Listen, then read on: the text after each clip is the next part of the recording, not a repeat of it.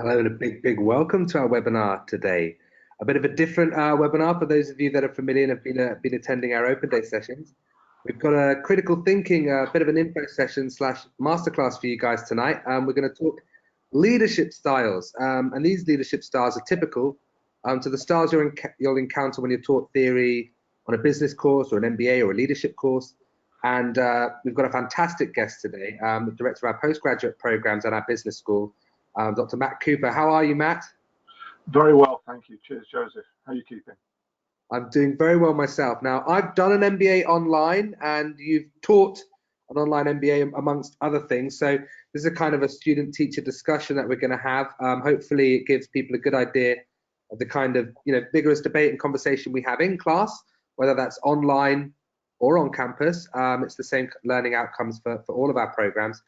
And we've got our member of student support, Bethany. She's going to come onto the call in about 20 minutes time, half an hour, and do a classroom demonstration for you guys, so you can look inside the box and see what it's like to actually study online. And we'll discuss a bit about the benefits of that as well. But if you'd like to learn more about general stuff, application process, admissions and things like that, then we'll give you the details for our open day webinar as well, and you can maybe watch that this week as well. Now, we've looked at a few leadership styles. We can't cover them all, Matt. There's just too many of them. Yeah, just a bit. What we're going to do is just kind of identify them and tease them out a bit, and maybe see if we can identify maybe some people that are known that might have this style. And for those of you that are in the audience today, think about maybe what type of leader you are, and maybe what kind of leadership styles you see around you. So let's look at some of the questions we're looking to answer today. I think people should find out what type of leader they are. That might be kind of a long process. Yeah. Can I identify the leadership styles in others around me? Family, friends. We're all leaders in different ways. Are leaders born or made is the classic question we all ask, especially on these courses. Is it nature or nurture? Are you kind of born with this leadership quality? Is it a quality in you, or is it something that you can kind of teach yourself to be? What style will work for you? Is it about situation, or is it about you and your personality and what suits you? And how can an MBA, for example, or maybe any business course or postgraduate degree, help you become a better leader, manager in your organization? We have the first one up here. We've gone straight into the deep end with authority. What is an authoritative or authoritarian leader? I mean, it's not all terrible or doom and gloom, but what is a more authoritative leader? Okay, but before we jump into that, just two things I want to kind of just get the audience to think about. One is the difference between level 6 and level 7. Level 7 to a master's qualification, a master's of business administration. We're looking for the students to really think, to pull things apart and really dive into the whys and wherefores of things, not just identify something. So to keep that in mind. The other thing I want to add is, for my sins, I'm also a fully qualified mountaineering guide. Now, I want you to think, if I'm taking a group of people up a mountain, let's imagine 10 people up a mountain, should I be leading from the front, kind of this way, that kind of thing? Yeah, follow me. Should I be in the middle, talking to everyone, geeing people up, shouting to the front, shouting to the back? Or should I be at the back, watching everyone in front of me? Just have a think about that for a second. Okay, right, let's get back to the question in hand. Like any good academic, I'm avoiding answering. Okay, the authoritative leader. Firm but fair, if you like. These are kind of the obvious leadership examples that you see from history, I guess. The Napoleons, the dare I say, Adolf Hitlers, the Margaret Thatchers. I'm not comparing character traits. I'm just saying authoritative leaders. The into the boats approach. It can work very effectively, certainly in times when you haven't got too much time to have a debate and have a think and a discussion. Sometimes you just need people to act. So that could be a health and safety aspect. Generals in the First and Second World War, when they wanted their troops to jump out of the trenches and run towards the enemy, they blew a whistle. Let's go. So there was none of this kind of let's have a chat about it first and play guitars and think about the warm stuff. Yeah, it was just let's go. You set clear expectations. You have significant control over your staff. Now your staff might have some difficulties with that, but you have significant control over them. And you rarely listen to kind of thoughts coming up from your troops, from the staff. You just kind of make a decision everyone follow me, we're going for it. I'm wondering whether you can see that in yourselves. Just a quick caveat on that. You haven't got to be one of these, and we'll come back to that later on as well. Yes, you haven't got to be one of these. And now I'm thinking as well whether I would want my mountaineering guide at the back, the front, or the middle. And I thought, having done my MBA very successfully, that I would know the answer to that automatically, but I don't. So you've always got stuff to learn. So hopefully by the end of this presentation, I might figure that out myself. Now, kind of at the other end of the scale, we've gone laissez-faire, which is French for just let it be or let it do. What is a laissez-faire leader to you, or how do we teach that kind of concept to people? Sometimes this can be seen as lazy management in many ways, and that's not necessarily the case. Having trust in your team, trust in your staff, that you've given them the framework and you've given them the knowledge that if they go wrong, you're there to catch them rather than to take them off at the knees and give them a dressing down. It can be a really good thing. It can leave staff feeling somewhat isolated occasionally. So I think it says here, you can make them feel ambiguous about your role. So what's he doing up there? What exactly is Matt doing in the office at Coventry at Arden headquarters? We're doing all the work down here. Well, hopefully I'm thinking of good ideas and getting them to do things. But anyway, that they may not see it that way. It allows the individual to kind of control their own destiny, and it allows them to make mistakes, which is a good thing sometimes. That can be a good thing. It's how we learn. It is the other end of the scale, which if you're intelligent people thinking, well, surely the answer is somewhere in the middle. Well, it might be. But go back to that example of walking up the mountain, like the front, middle, or the end. It depends on the situation potentially. But yeah, it's an interesting one. Can be viewed as lazy management, but actually it can be a real craft to get that to work properly. Exactly. I mean, I've had laissez-faire managers when I was younger, and it made me feel uncomfortable. And I have laissez-faire managers now, and I feel wonderful about it, because it's about laissez-faire. Give you a long rope, but with a long rope, you can either pull yourself up or you kind of hang yourself with it, and it's absolutely. And you kind of have to learn how to manage that yourself. And I think you need to be in a more kind of maybe sophisticated or experienced position to handle those laissez-faire managers. And the interesting thing, Joseph, of course, we're talking about identifying the leader typology, but you actually, to do that, you need to identify the followers, the type of followers people are, because you need that match, you need that jigsaw to fit. Yes, and we're now getting, as you said, somewhere in the middle or situational. Maybe a manager can be more laissez-faire with his senior members of his team and less laissez-faire with the junior members of his team. And now we kind of start to see how understanding his leadership styles can inform actual practice itself. The path goal leader, you talk about mountaineering or objective-based leadership. There it is, yeah. Into agile cycles, things that we work towards, in 2 weeks or whatever. I think this could be quite effective. What is a path goal kind of approach? Well, as you say, it lends itself a lot to kind of modern project management sort of theories, I guess, that agile approach, the sprints, that kind of thing. So it's like, put those targets up there, put the goalposts up there, and then we run towards them. And it just allows focus. It can be really useful, especially if your staff buy in or feel that they've contributed to the creation of those goals in the first place. Because then they feel empowered and they have ownership of them and they can actually want to achieve that. Which that again is probably where this succeeds or fails. The fact that as a manager, I will have a clear remit. I know what I want my staff to do, but I want to have a conversation with them where I shall play it in such a way that they think they've given me the idea. Which can be a real craft. Which of course is why management isn't necessarily a science; it's an art form. And it says here, adopts communication style based on characteristics. You need that knowledge. You need that implicit knowledge between you and your workforce, and therefore you can focus on their own specific motives and motivations. So now, as we look through more leadership styles, we now look at situation, we look at motivation, personalization of style. So it's really about bringing in all of these type of things. My favorite to talk about. There I am. The charismatic leader, the one that people think, this is why we ask the question: are leaders born or made? This is when you see a character that you think, he's born. When you see that person, you say, or he'll be running the company one day, or he'll be running the world, or she'll be president one day. That's the charismatic leader to me. What is the charismatic leader in today's context, Matthew? Well, the interesting thing is they can be a lousy manager, and let's not get that leadership management thing confused. All the previous slides we've looked at, you could be a lousy manager. I'm not the best manager in the world. I like to think I'm a fairly effective leader. This is probably what I lean on the most, is my slightly loud in your face personality. So charismatic leaders have the ability to convince others of their vision. Right or wrong, you can get buy-in from your team.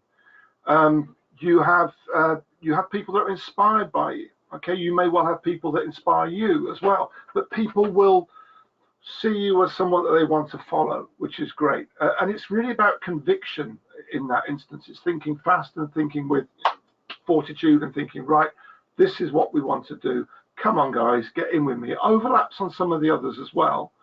But you really are going to have to pay close attention to the people you're dealing with as a manager, your workforce, your employees, and really buy into their kind of emotions and their emotional worth, if you like, to get this to work properly.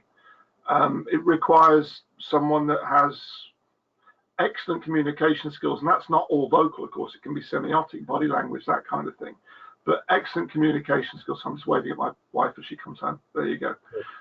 Just from my front office here in Warwickshire. So yeah, it's about personality. In many ways, this overlaps on everything else, I would say, and a lot of people can get away with this. If you've got a bit of flair, a bit of personality, you can get away with murder, I think. But it doesn't necessarily mean you're a good manager, or certainly not necessarily a good leader. Well, I'm sure Mussolini was very charismatic. I'm sure. So yeah. So that, I mean, if you look at world leaders, the majority of world leaders are charismatic. You don't get people win by personality. They're charismatic. Nixon was charismatic, as Kennedy was charismatic in different ways, very different ways. But some of those leaders can also be authoritative at the same time as being charismatic. Which is why I'm always a little nervous about this one, because in many ways this overlaps onto the others. Actually, it kind of, although it stands in its own way, you almost need this to utilize something else. Qualifier, yeah. That's my own personal opinion. But again, think about that. Disagree as level 7 students. I'd want people to go, maybe he's right, but hang on, maybe he's wrong. Just because it's written in a textbook doesn't mean it's right. Yeah, is it something that someone can use for good or evil? Is it a force rather than a style? And so so forth. Some people, refer to it as a kind of a matriarchal or patriarchal mother or father type figure. People bond to, and then they, as default, you take advice off your dad or your mum, and the charisma kind of has that kind of visionary, leadership, but also a kind of feeling of belonging or that you're okay with that person, that you're in safe. Where this one can go very wrong is if you move from kind of matriarch, patriarch to friendship. Yeah, and it's very easy to fall into that as a leader. You've got one of your staff you get on well with. It's a very difficult role. They say, it's lonely at the top. There's a reason it's lonely. Actually, you need to distance yourself sometimes from your staff. You can't be everyone's best friend all the time. For those of you that watch The Office, it's the David Brent angle on this. Actually, you can't do that effectively. He's very charismatic, but not necessarily effective. One of the leadership styles that I personally feel is very effective, and if you're a manager in any business, you have been transactional. I can't see you avoiding it. If you're on the factory floor and you're manufacturing, other businesses, retail, you would have been transactional. For me, it's not a style that can be discarded. It's transactional leadership is a big one for me. What does it mean for you to be a transactional leader, and how do we kind of use that to our advantage, nowadays? So a transactional leader, it's about getting belief from your team. You can provide rewards sometimes in transactional leadership. The reward isn't necessarily tangible. This whole XY thing, it can be more Y than X. So it's not necessarily financial reward to your team. It can be more about that kind of ego stroking approach, that theory Y element. It can evolve sometimes to almost like a micromanagement, micro leadership approach, which sometimes can be a bit uncomfortable. But it's about, a lot of modern management goes down this way, okay, with supervision, structure, hierarchy, organisation. It's about group performance, and it's about it's about leaders who implement the style focus. Implement this style and focus on specific tasks and rewards and punishments. Now, the punishment, this is the carrot and stick thing. They both work as motivators, carrots and sticks. I'm hoping you all understand that analogy. Yeah. Yes. Carrots and sticks. So a prize, a goal at the end, the employee of the month can work. Yeah. And if it all goes wrong, hitting someone with a stick, well, it's kind of cheap approach, really. If I go back to my previous points of the laissez-faire, letting your team know that if they go wrong, you're there with a net to catch them. So let them develop, let them make mistakes, let them learn. As long as they're learning from those mistakes, they're not doing them every day and costing you money. Well, that makes sense, but giving people the space to do that. So I'd be wary of the stick, to be honest. Depending on the situation, there could be health and safety reasons. We could be walking up that mountain, for example. So sometimes the stick isn't necessarily a good thing. Just be aware of that one. Now, the servant leader, I suppose it's as it sounds. Where does it work to be in kind of servitude to your team, and how do you lead a team while serving a team?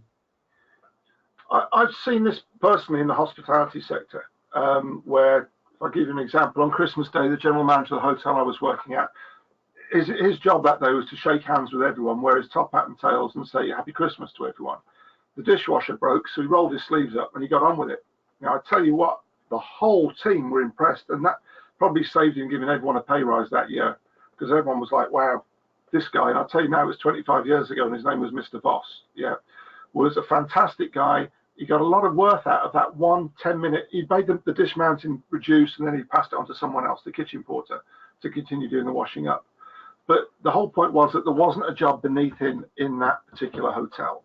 He shouldn't be asking somebody to do something if he wasn't willing to do it himself, which was, I actually think, it's quite a healthy thing.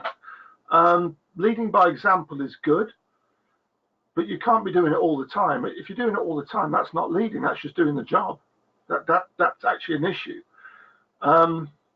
This last point, using empathy to buy in from the team. When your team say to you, and this is a standard thing, oh, I'm really busy, and you go, oh, me too.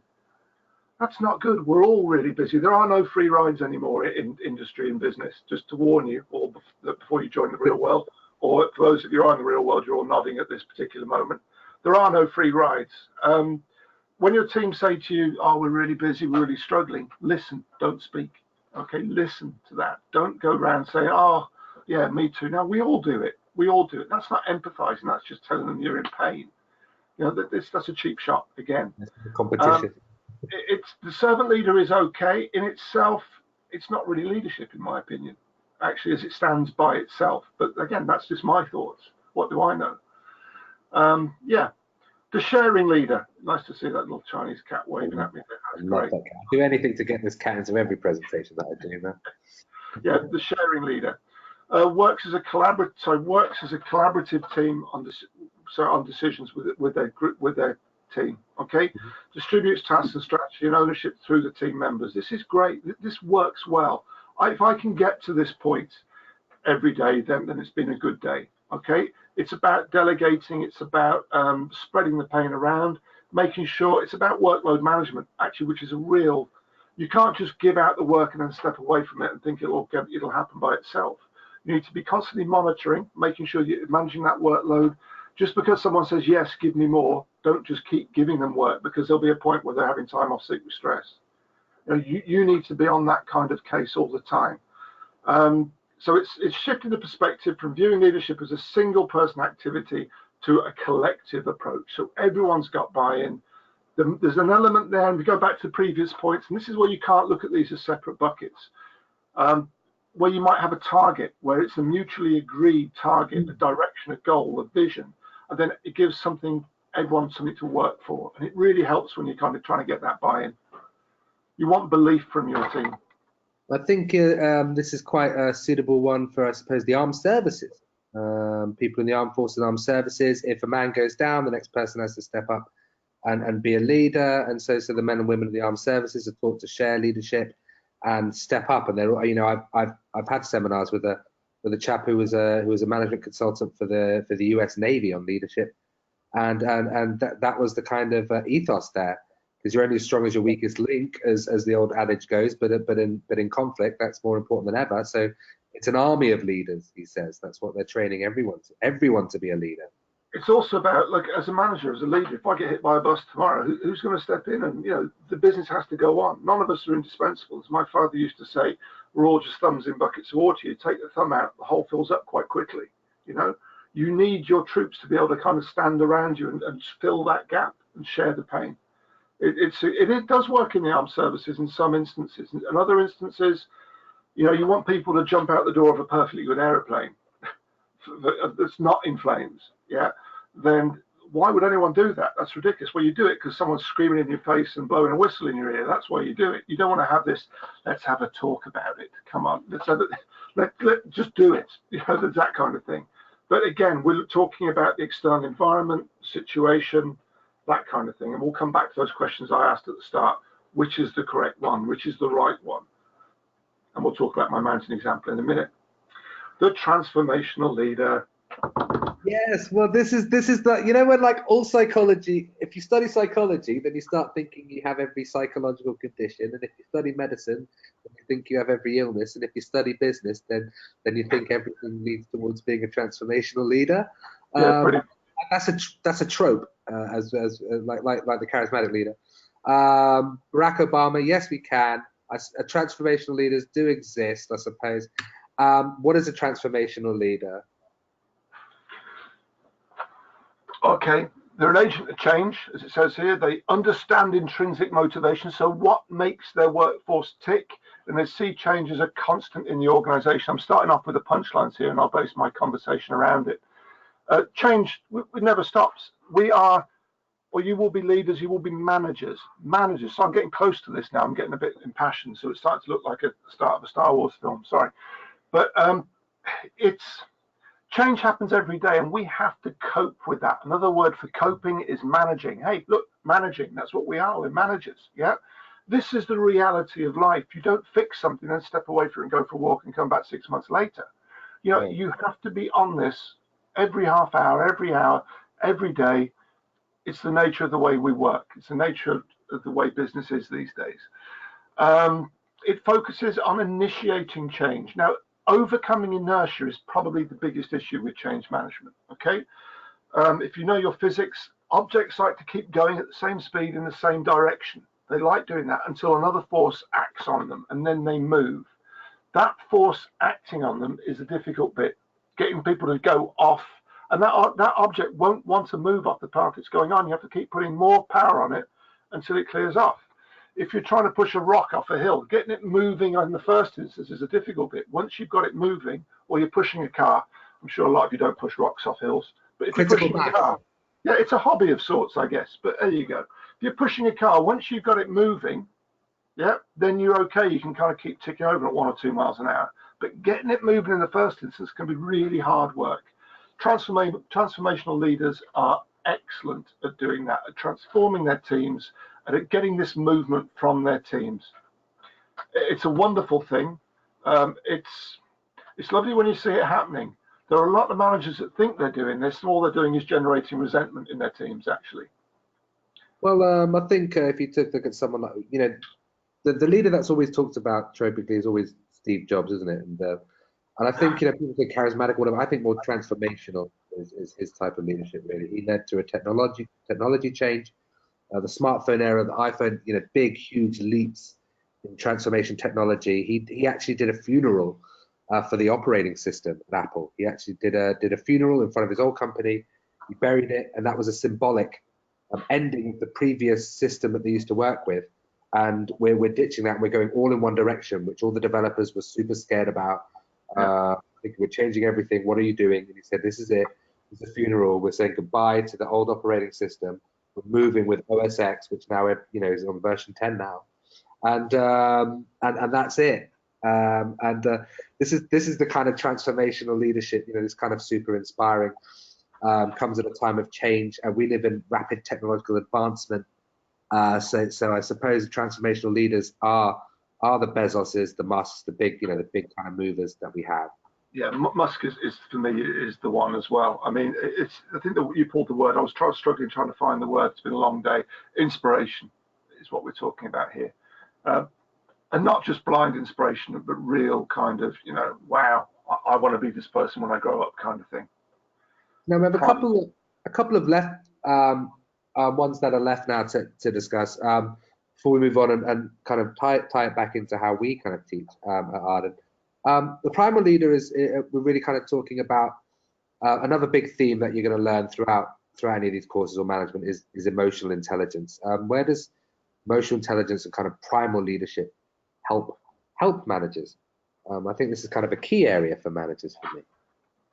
It is. Again, I see huge overlaps with this with some of the kind of previous charismatic management or leadership styles we've talked about. Very self-aware, very aware of their own weaknesses as well. That can be empathetic with regard to that and honest about that. Has great social skills. Is very verbose and eloquent. Can manage themselves. If only I could do that effectively. Can manage themselves and can manage the relationships with different employees. Now, personally, I have staff. I have 4 direct managers that report to me, and I have best part of 100 tutors around the world. Okay. All from different cultures, which is interesting because I all actually are used to dealing with different predominant leadership styles within those cultures, so whether it be Indian subcontinent, China, the US, mainland Europe, whatever. Okay, and that can actually be the hardest bit of my job. Not dealing with students. Students are quite straightforward. Actually, it's dealing with my managers and dealing with my staff. These are fun and games, especially when half the time it happens over Skype or a phone call where you don't have the full range of communication at your disposal. So that can be quite interesting. It's about emotional intelligence. It's about digging beneath the level of your staff and really kind of seeing what switches you can flick on and off in them to get them to move with you. I think that's the key to it, really. This is kind of where we're moving towards the born, not made. You might bring that in on this, okay? Now, I think, it's kind of for me, in my learnings, authenticity was possibly one of the most important attributes. I think it works in marketing and branding as well. I think projecting authenticity is very attractive to human beings in every form that it is. Yeah. So, I mean, in both of our kind of summaries and kind of conclusions to this, on my side, definitely authenticity is something you can be in any of the leadership styles we've discussed. You can be an authentic laissez-faire leader, an authentic authoritarian, an authentic hard goal kind of person. How important is authenticity? Can you learn to be authentic? I don't think so. I think when people come away from authenticity is when they try too hard to be something else, to try and change their leadership style, because they feel that in some way they'll be more effective if they go this way. If you do that, you very quickly become non-authentic. Authentic needs to come from the heart. And this is, again, going back to that born or made angle potentially. I do think you can learn leadership skills. You can also be born with huge leadership traits that make life a lot easier. This notion of not hiding their weaknesses, I mean, you wouldn't want to be sobbing your eyes out in front of your staff every day, but just kind of saying, oh, I should have got that, or that thing I asked you to do last week, it didn't work as well as I thought it would. Let's revisit that, or let's scrap it and start again. And it's not wrong to put your hand up sometimes and go, I got it wrong, guys. It's the people that don't. And that, although that's a short-term loss, it's a mid to long-term gain with your team. If you can actually show them that you have that strength of character and personality to admit to those failings, you will achieve this greater loyalty that it talks about down here. I mean, you think about people with iPhones and Samsungs and things like that. Those companies occasionally say they get it wrong. They have to put a patch out or something. I switched to, is it Huawei or whatever like that, and I've now found out the browser. God bless the Chinese government. Anyway, never mind. So there can be issues, but companies putting their hand up and saying, oh, we got it wrong. Samsung, whatever, was it the 6? There were some initial issues with the batteries, the issues that sometimes Apple have had. No one's leaving them in droves. Well, Apple a little bit maybe, but there's still that enduring brand loyalty, and that loyalty is what you get as an authentic leader. Exactly. Look at people like Nike. And, Yeah. Nike lead the sport. Nike have the sports market on lockdown and have as much market cap as 3-4 companies below them. One of their shoes blew up on the #1 draft pick for the NBA, and his ankle went through the side of the shoe. Luckily, he wasn't seriously injured. But that one bad thing about their shoe didn't ward off everyone. And, with a track record of achievement, and then coming forward and we're looking at this, very serious for us. We're going to be telling you, fully updating about the shoe. We're taking it off the shelves. And that's how you build that kind of loyalty to.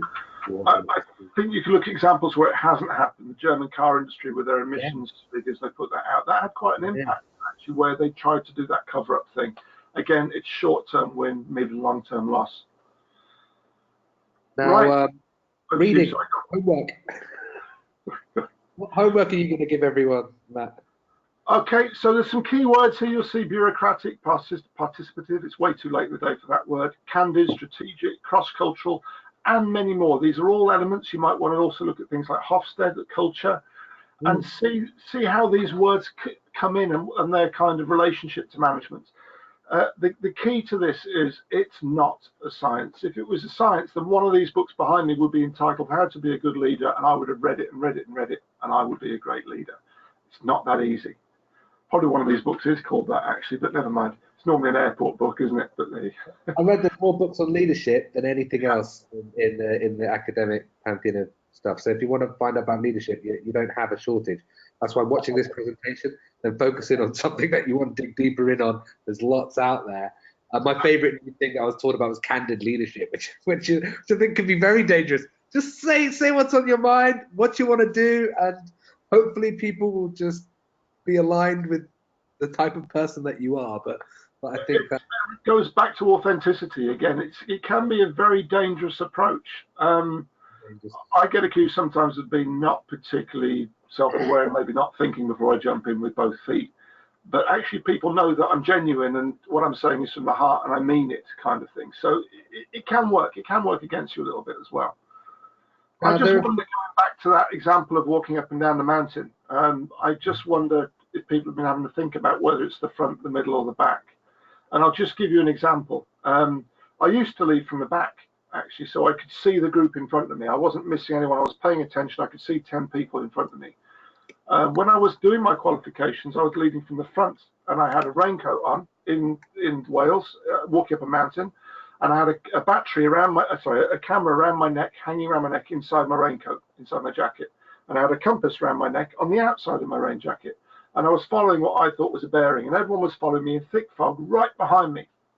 And as I put my compass back down to my chest, having decided which bearing I was walking on, I noticed, because the compass was now resting against the camera, the needle had swung. And I was doing it, holding it like here against my chest, looking where I was going. And if I'd have continued on that bearing, I'd have walked right off the edge of a cliff. Literally in thick fog, I'd have walked right off the edge of the cliff, and probably 9 of the 10 people behind me would have followed straight off after me as well. Blindly following into the boats, up the beach kind of thing, blindly following me, little meerkats or lemmings. And that would have been it from the front. From the front, of course, I can set the pace, that kind of thing. If I'm in the middle, that can be good, but kind of I'm ignoring half the group behind me. So the answer is, of course, you walk up and down the group. Okay, you're constantly talking to the weaker ones at the back. You're encouraging the ones at the front to take it in turns with the map and all that kind of thing. You move up and down the line is the right answer, which is pretty much the conclusion to all these leadership styles. There isn't one that works. It depends on the situation, it depends on the team, depends on your skills, and depends on the nature of the task you're working on. Exactly. I mean, you can find out as much about leadership as you want. You can go on forever researching leadership, but as Matt quite rightly points out, it's situational. It's about having a broad understanding of what horse suits what course, and how do you use the right leadership style for the right situation, for the right person, for the right objective. And it's not a science. There's not a right answer. You're not going to be given a medal and said you're a good leader. It's going to be something that's going to grow over time. And you can become a worse leader. You know, you can become worse. You can think you're a really good leader and it's worked in one organization, it's the next organization, and it doesn't work because you haven't learned a broad array of styles that might suit somewhere different. You might move into a different industry, and your vibe and your way of leading might not be suitable. On your list here, the 360 feedback sessions, just really to pull this together, it's a brave thing to do. It can be a very uncomfortable thing to do. It can be a very safe thing to do if you're in a good team of people.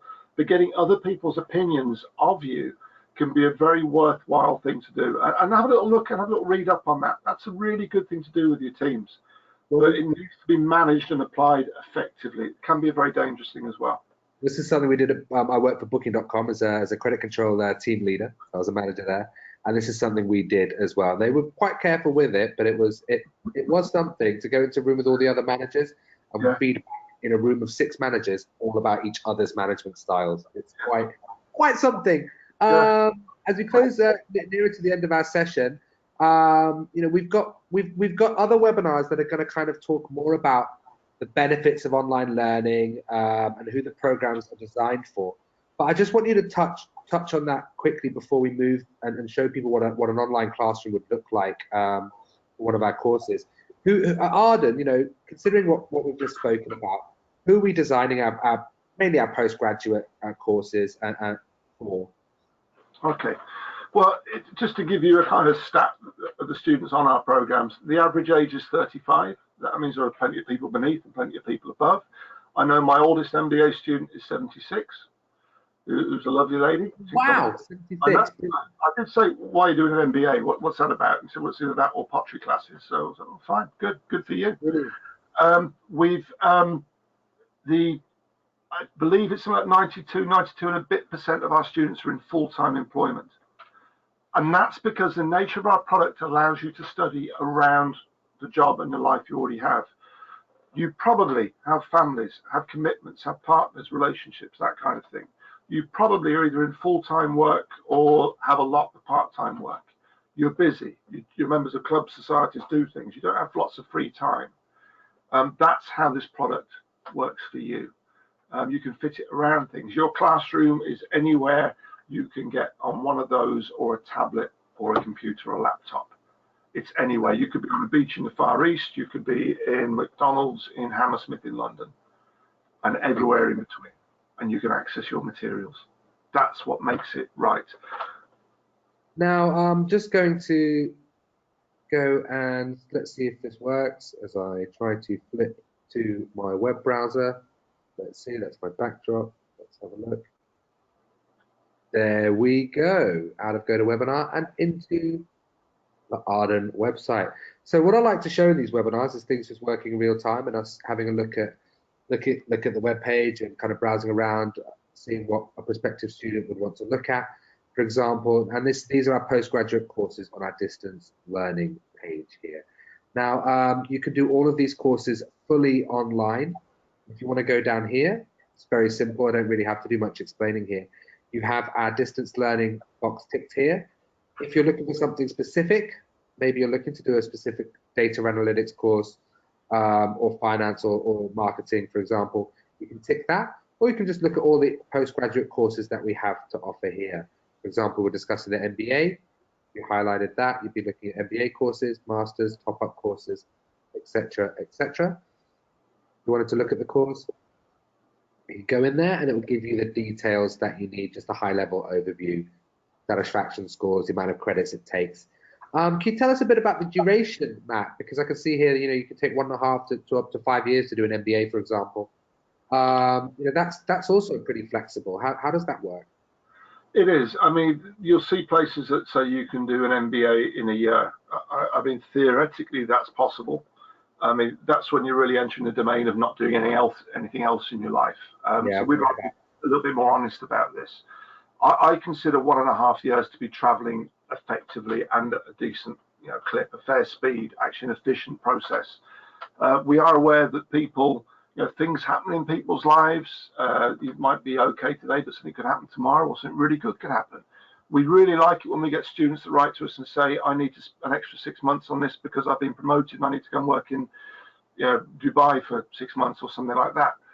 fantastic. We're in the business of making you, or allowing you and facilitating your growth as an individual. So we like that, and we'd have no problem giving you that extra time. So those times there, you'll see they're a bit flexible. That's because we are fairly realistic and we're aware that you're busy, as I said before. Yeah, our modules, we don't allow people to study more than 40 credits at any given time. And the reason for that is students get all excited and think, I'll do it all at once. And yeah, you probably can, but you'll fail 3/4 of it, because that's what happens. You know, you can't spin all those plates at the same time. We want you to focus your efforts on 1, maybe 2 modules at a time. Perfect. So you have the course fees here, the funding here, you have the entry requirements here. Also, you know, we have kind of 2 pathways really. It's kind of standard. You know, you've just come out of your first degree, you want to go and do your postgraduate degree, for example. We have a non-standard pathway. So you've been working in business, or you've been managing or working for quite a long time. You might have not done a first degree for a while, or everything might be experience based. And we'll look at you and your application on your merit in that case as well.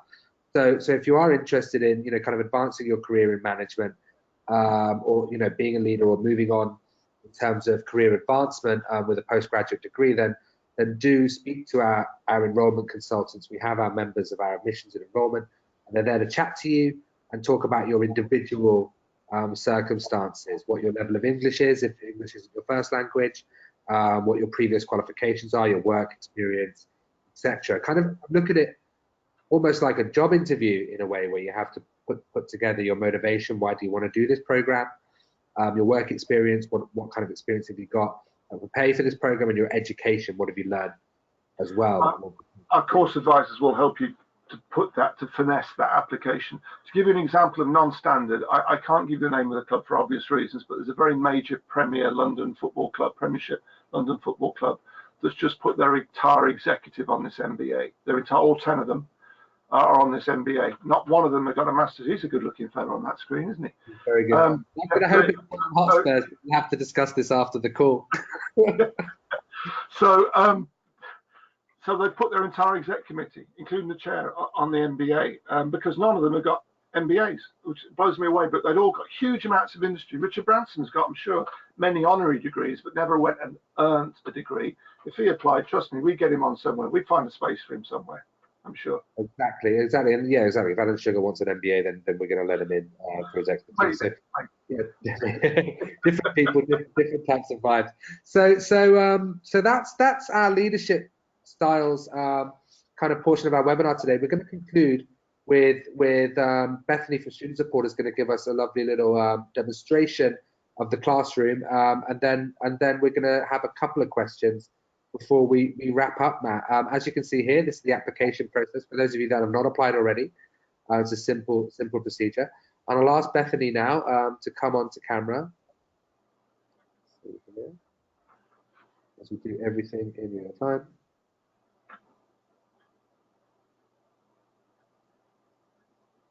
Bethany, are you there? Yes, I'm here.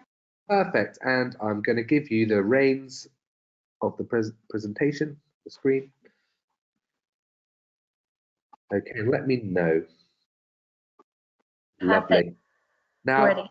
Now, can you please just tell us just a bit about yourself, Bethany, what you do for student support, and what we're looking at here in iLearn?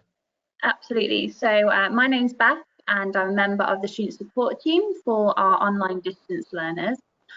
So we're really here to help students throughout the duration of their program, so that non-academic side of support. So if anyone ever has any concerns or any issues that crop up whilst they're studying, then it's the student support team that are there to offer advice and guidance to make sure that we can keep you on track and kind of continuing through to graduation and the completion of your program. So I'm going to take you quickly through iLearn. So this is our online learning environment, and as Matt explained, wherever you have Wi-Fi, wherever you have an internet connection on a phone, a tablet or a laptop, you can be learning. So if that's on a beach or that's in McDonald's, then you can be studying towards your undergraduate or postgraduate program. So I'm on a module page and I've chosen ethical leadership, so kind of trying to keep it into the style of the masterclass that we've just had. But all module pages are laid out very similar and are all very interactive and easy to use. So as you can see, there will always be 10 lessons and they'll be named so you know what you're going to be covering in that particular PowerPoint. Then all you do is click on the drop down. You've got the explore lesson, the lesson activity and the lesson discussion. So if I just quickly click into an explore lesson, you'll see there's a whole host of information here, and there's easy to navigate arrows at the top and lots of interactive elements. So there'll be short video clips for you to view. There'll be different activities and different links that the tutor will be encouraging you to take part in. And you can simply click through at your own pace, dipping in and out as you see fit. So as you can see, you can even skip ahead to a different page. And there we go. We've got lots of discussion tasks here for you to view and to encourage you to really immerse yourself in the learning. So along with that, there's a lesson activity, and this really is a very simple, easy task, and that's just to make sure that you've truly understood what was being explored in the previous lesson. And then the discussion forum, I like to think of it a bit like a Facebook post or kind of posting a tweet on Twitter. So just like in that explore lesson, there was a discussion topic that the tutor was pushing you towards. In here, you would be able to type your answer or any question that you have about the lesson topic, and your tutor and your fellow students would be able to respond. And it's really about engaging with each other and pushing that learning forward. So each lesson is the exact same, and this is regardless of what module or what course you're on. And like I said, you can navigate and go through that at your own pace. Within the module page, there is also your assessment. So a lot of students always have lots of questions about their essay or the assignment that they need to complete, and this is all available to you online as well. So you'd have a link here to the assignment paper. You'd simply click on that, access your question and complete that, and submission would be in the portal below. For modules that are assessed by exams, we have an exams team who'd be able to support and help you, and here you would find a mock paper. So again, we're supporting you and making sure that you're fully prepared for any assignments you need to complete. And then finally, I will take you to our online libraries. So again, a lot of students have questions. Do I need to be accessing the library? Do I need to go into a physical library and find the books that I need to read? And the answer to that is no, we have it all online. So again, it's about making it as flexible and as accessible as possible. So we have two libraries, EBSCO and eBook Central. And all you would do is click on the link. And again, much like a Google search engine, you would type in keywords, and this would bring up a whole host of articles, ebooks, journals for you to really kind of research and look further into. So as you can see, there are a lot of hits for ethical leadership. So part of being a student and studying for a degree or postgraduate, it's about then delving deeper into the articles and the texts that have been produced and really finding what is useful for you. But as you can see, there's a whole host of available resources and information, and it really is accessible and flexible to you as an online distance learner. So that really was a very quick whistle-stop tour through iLearn, but as you can see, it's all there for you, really user-friendly and truly geared for you to be completing and pushing towards that dream of getting your postgraduate or undergraduate degree. Can I just a quick word about exams on the MBA, which we have kind of, although this is a very general presentation, we have kind of focused a bit on the MBA. There are no exams, in fact, because I wrote it and I don't like exams. So yeah, I don't think they help. You've answered two questions that I have here. One is how much will books books cost. It's the library. It's very good. And this is working in real time. This wasn't a video, so you click there. That's what your experience is. It immediately comes up. You type in the search bar. The books come up immediately. But you're going to have to learn to find the recommended material, the peer-reviewed material. That's part of being doing a research-led degree. And the other question I have here is, if the course is done by distance, how do we do exams? So the course-based course postgraduate. It's different from like whether you do a qualifying law degree or something like that. Those are very different. But postgraduate research-based study, the majority of it, I think, is not exam-based. No, occasionally on distance learning courses in general, you get exams. Some of our, like accounting qualifications, for example, have a lot of exams. It's the nature of accountancy. On the MBAs, all the full suite of MBAs, there are no exams at all. Just to reiterate, the cost you pay includes access to everything on the online libraries. There's no additional costs at all. Okay, well, that's perfect. Now, how do students kind of get in contact with you if they need your help, Bethany, along the way, and what are the kind of general queries that you might deal with at the beginning, middle, and end of a student's life cycle? Yeah, so students can contact us either through telephone or via email, and there is a team of student support coordinators, and we're always available Monday through to Friday. Queries tend to be linked to anything that's perhaps impacted on a student's ability to study. So we have a number of things such as mitigation or even taking a leave of absence from your studies if you find that actually due to work commitments or personal circumstances, you're not able to fully commit to studying at that particular moment in time.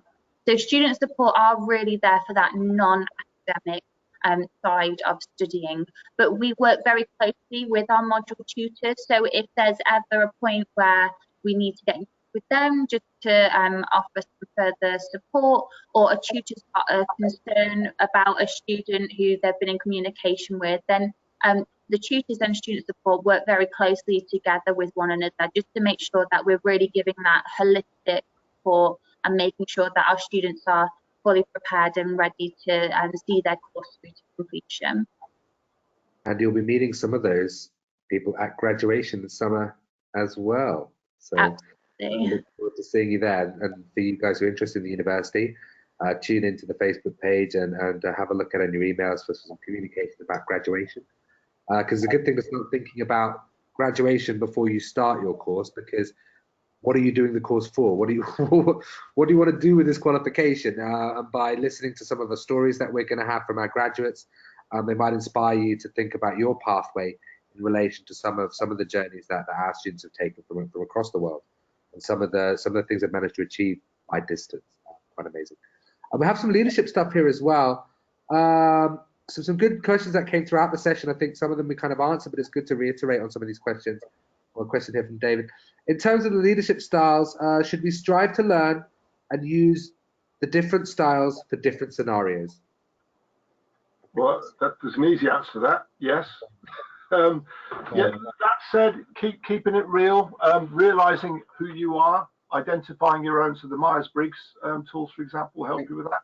You can read up about that. But certainly, it's not a done deal. You can polish what you are. You can adapt. You can evolve.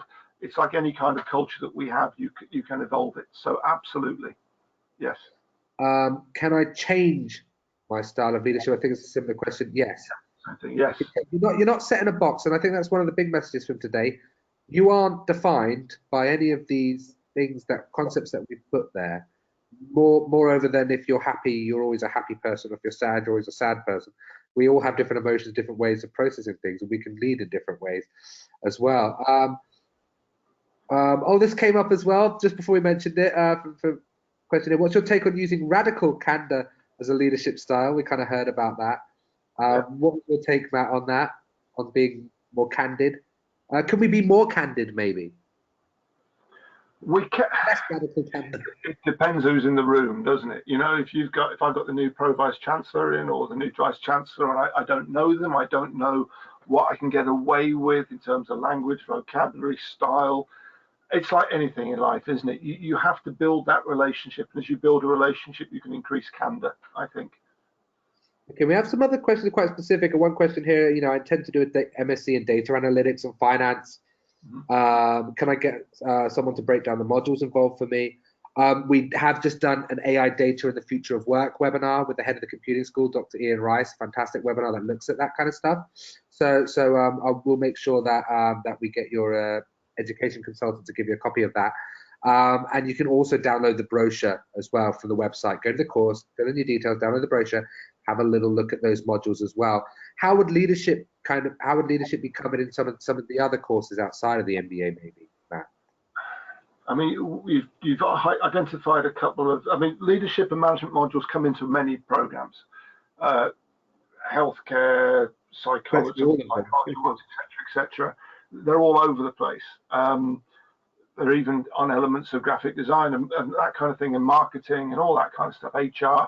That said, you've taken a couple of very specific, very technical programs there, that a little bit, yes, but they're really more analytical and kind of process driven. But again, you know, we just like with our leadership things, the same kind of approach that we take. We look at the landscape, we look at current trends, and we look at how they help you in different industries, and be that data analytics or finance. We take a similar approach. I'll give you a specific example. There are a lot of very highly trained data analysts out there that can't impart that information to a room full of people. Yeah, or can't manage, can't lead a team yet to a project. Exactly. But visualization is critical, actually. So that's a skill we teach on those programs. Absolutely. As we wrap up the session, just a couple of little questions to end the session, but some really nice ones coming at the end. About the recording, a few people asked about the recording. You'll be sent a copy of this recording 2 hours after this webinar this evening. And some of you, or maybe most of you who are listening to us now, are probably watching a recording. So thank you very much for that. My aim is to become a product manager. Which course at Arden University will help me to acquire the skills required to become one? I think that's a great question to end with, very specific career question. I want to be a product manager. Which course should I take? Well, without knowing the total nuances of your curriculum vitae and history to date, there are elements of project management that might help you. There are elements of the MBA that would help you. There's data analytics that can help you. There's our marketing qualifications that help you. And they, depending on exactly the angle you're coming at this from, and product manager isn't one fixed job either. It covers a range of things. So I think we have something for you. I would arrange to speak to a course advisor who can put you in contact with the relevant academic to have a conversation with you. Yeah, I would definitely say know you a bit first is what I'm saying. I think I'd definitely say you're in the right place. Many of our courses are probably suitable for you. You just have to think of which one. You might have a qualification. For instance, you can turn certain qualifications into other qualifications with top-ups. You might have an undergraduate or postgraduate qualification that you could top up to something else. You might want to start. You might have your qualifications in a different industry and then having worked for another one. It's very popular with psychology students. They've worked in a totally different area and they now want psychology to help them. And nothing. They never work in psychology students. Never. They always do something.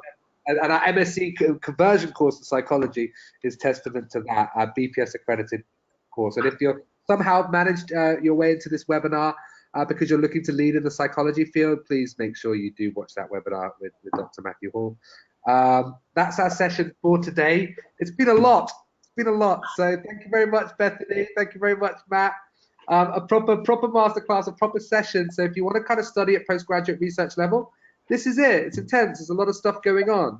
We don't have all the answers. All we have is more paths for you to go and do more research because we're all lifelong learners, right? Absolutely. I look forward to meeting you all at graduation. Take care. Thanks, Joseph. Thanks, Beth. Thank you very much, everyone. Goodbye. Thank you. Bye. Bye.